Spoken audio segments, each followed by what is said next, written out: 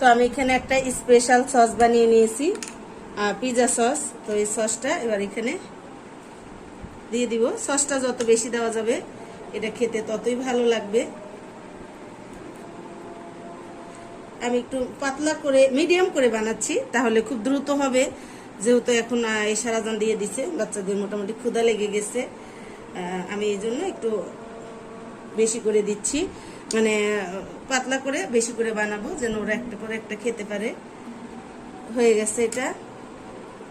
এবার এখানে দিব হচ্ছে আমি চিকেনগুলো দিব।